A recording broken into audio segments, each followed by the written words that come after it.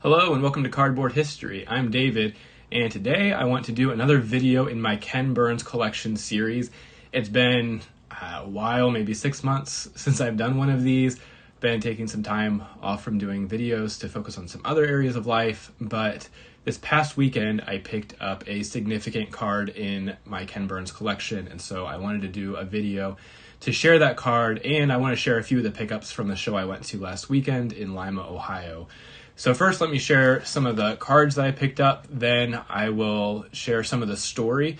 For those of you who may be new to the channel or haven't seen any of the other Ken Burns videos that I've done, the Ken Burns collection is something that I put together. It was a way that I came up with to try to collect as many of the most significant players throughout history as I could. And I love the Ken Burns documentary. So what I did was went through the documentary series and noted every person who's named in that. And then I sort of tapered it down to those who are named in the book as well. So that brought it down from like 800 names down to 400. And of those 460 some names, I've been trying to collect playing days cards or living days cards for those that didn't play baseball but had some influence on the game, and to try to capture sort of the breadth of baseball history. So that's what this project has been about, and whenever I pick up a card, or at least a significant card, I try to share some of the story of the player and some of the background that people might not be familiar with, just as a way to share a little bit more about the history behind the cardboard. So before we get into the card that I picked up, here's a few of the other small things that I picked up. Now, I walked the floor. There's about 150 tables at the show, and immediately I saw the card that I wanted, which was pretty much my entire budget. So I went around and picked up a few other small cards. I found somebody who had quite a few of these 1975 minis, so I picked up all the Cubs cards that I could find. It's just kind of a cool subset, same cards as the regular sized, but these are slightly smaller. They did a similar thing this year with Topps Heritage, which was a play on the 1975 set with modern players, and they use those. Now, I think I've got some more cards back here. Yeah, I forgot about these. But these are some other cards that I picked up for the Ken Burns collection. So this Tim Raines, 81 Donruss, Andre Dawson, a couple of great players from the 80s. Ken Griffey Sr., Rick Burleson in the 75. So this is the full size compared to the mini, which is just a little bit smaller. And Bernie Carbo, part of the great Reds teams in the 70s. Cesar Geronimo and Don Gullett on the 71 Topps. Going back to 69 with Joe Rudy, 67 Cleon Jones. Choo Choo Coleman, who was part of those early Mets teams that really struggled to get their footing until the Miracle Mets of 69. Marv Throneberry, who was part of the Yankees dynasty of the 50s. And just a few more. Jim Lomberg, Al Weiss, and then a couple of 56s with Connie Johnson and Frank Thomas. So I was able to knock about 17 cards off of the Ken Burns collection, and maybe down the road I'll come back to some of these players and share some of the stories and the background behind them.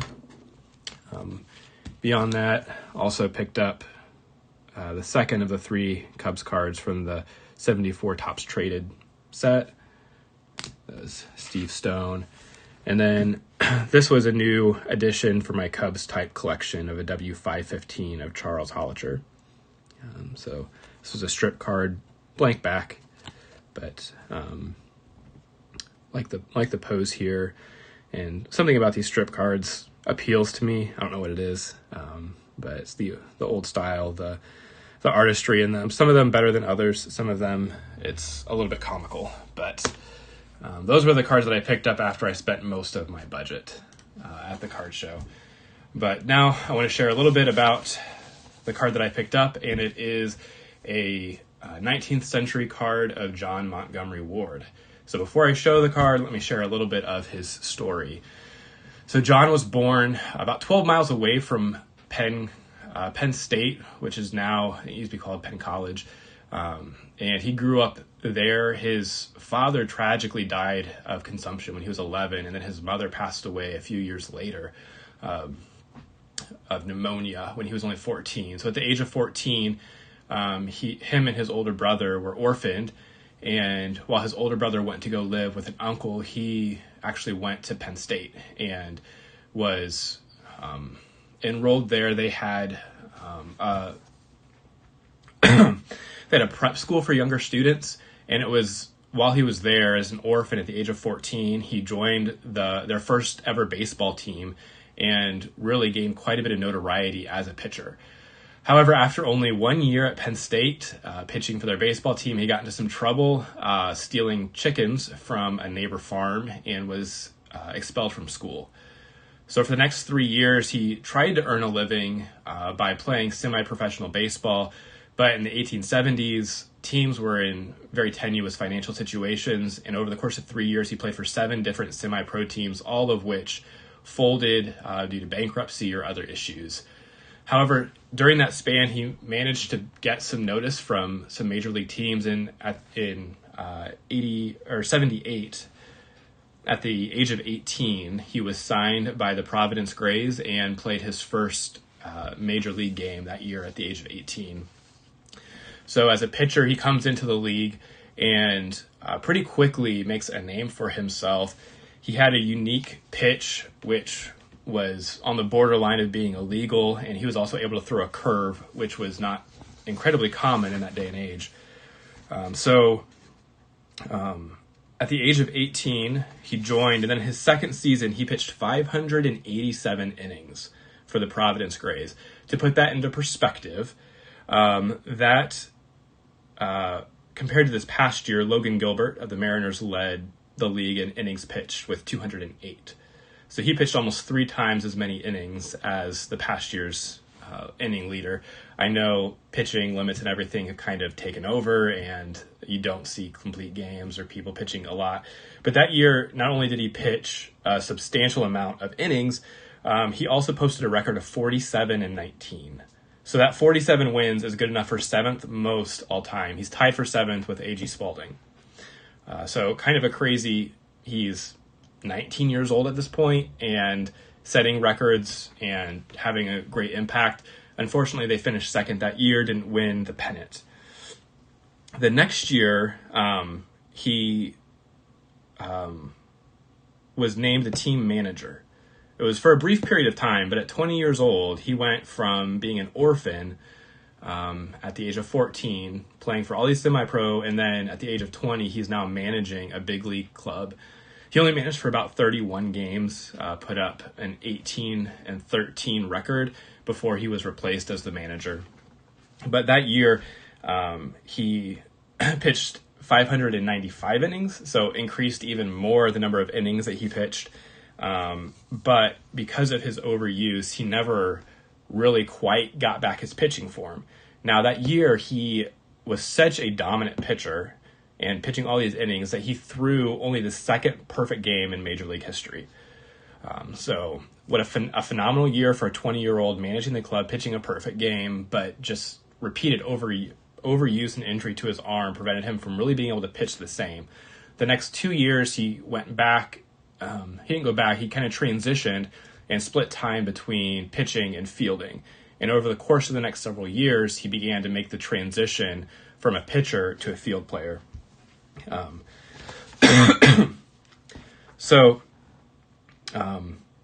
The following year then, in 1883, he was acquired by John B. Day to play for the upstart team in New York, the Gothams. So the Gothams would later become known as the New York Giants, today the San Francisco Giants.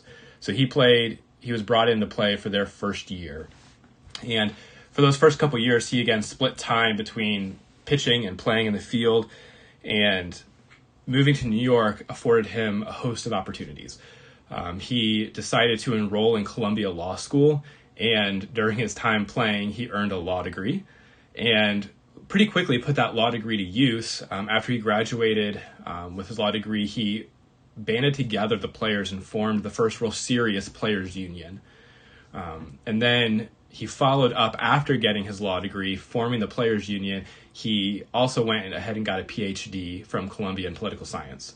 So at the age of 26, he went, in the span of 12 years, from being an orphan to playing some semi-pro baseball to, at the age of 20, managing a major league team, pitching a perfect game, getting a law degree and a PhD, and kind of just incredible accomplishments for someone who's only 26 years old. Now, having this PhD and being the head of the Players Union, he was a very influential player, and he was also at this time managing the Giants.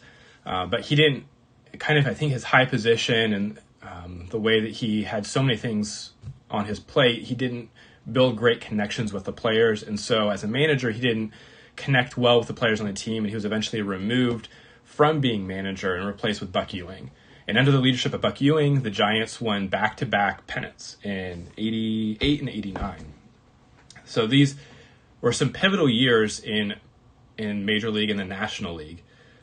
One thing that I forgot to mention, 87, so the year after he gets his PhD, he leads the league with stolen bases. So perfect game, stolen base leader.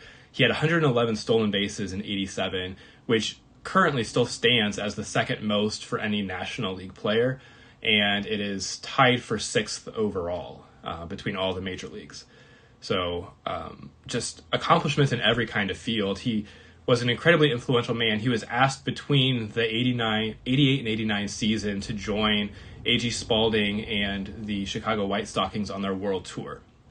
And Spalding took a team around the world to try to spread the influence of baseball. And while he was gone, his absence was really felt by the Players Union because the owner of the Indianapolis team, John Bush, he proposed and then got approved this classification system for paying players. And the way the classification system worked was owners would subjectively rate their players from A to E based on their skills and whatever they brought to the team. And then each classification had a price limit or a salary cap on it. And by the time Ward got back, all this had been implemented. And as the head of the Players Union, he was really unable to do anything about it. So after the 89 season, he decided that he was going to start his own league, which was more favorable towards the players. And it was called the Players League.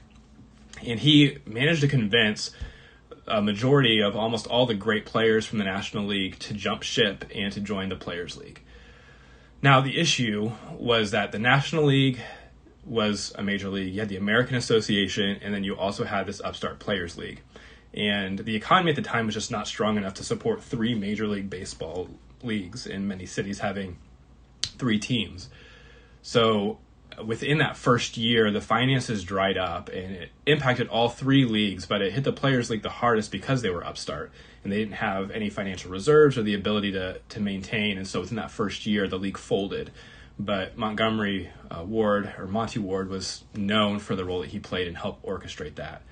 After that was over, instead of going right back to the Giants, he played for Brooklyn for a few years before being brought back to the Giants to manage again. And it was at this point he gets back to the Giants. And in 84, he manages and leads the team to the Temple Cup, which was kind of not really the World Series, but it was the top two teams in the National League would play a series at the end of the year. And they finished second in the standings, but managed to win in a sweep the Temple Cup that year. And as a player manager, that was the peak of his managing, and then he retired after that and decided to devote himself more to law. And he became a lot more of a public figure. He became an incredibly successful amateur golfer, one of the top amateur golfers in America, and he had just a host of different ventures. He owned an ice company, a fuel company. He owned a newspaper in Long Island, kind of set his eyes on a bunch of different things and still maintain a presence within baseball, at times being part owner of different teams. In 1909, when the National League was seeking to replace Harry Pulliam as their commissioner, he was one of the two people that was put up for the job. However, he had some legal battles with some of the owners and some other people through the years as a lawyer, and they did not want him to be the commissioner, and it ended up being a deadlock tie between him and a newspaperman 4 votes each. After multiple votes, it remained at 4 votes each, and so they both decided to concede and support the head of the umpires, who was, name is leaving me, Tom Lynch. So Tom Lynch became the commissioner after both those men stepped aside. So he was close to becoming even the commissioner of baseball. But he continued to have an influence. He wrote one of the first how-to guides, books to teach young people how to craft the different aspects of their baseball game. So really had a significant influence on the game. However, it wasn't until 1964 that he was eventually elected into the Hall of Fame. He was an avid hunter and fisherman, and at the age of 65, he went on a hunting trip to Georgia and caught pneumonia and died there in Georgia. So that's the life and career of John Montgomery Ward, and now I want to share the card that I picked up. This is from the 1887 Allen and Ginter set, so the N28. So this set has people from a host of different fields. The checklist is actually on the back, so you have the baseball players with significant names like Mike Kelly, John Ward, which is this card, Clarkson, Cap Anson, Charles Comiskey. Then you just have, wrestlers, billiards, rifles, fighters, John Sullivan, some other big names in there that are part of this set. But found this card at the show and it immediately caught my eye.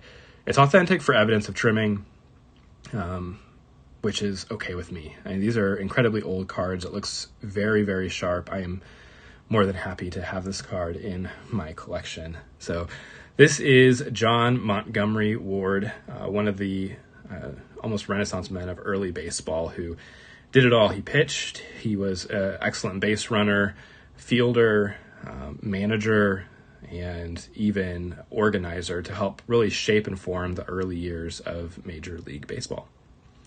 So thank you for watching. Hope you enjoyed seeing this card and hearing a little bit about the life of John Montgomery Ward.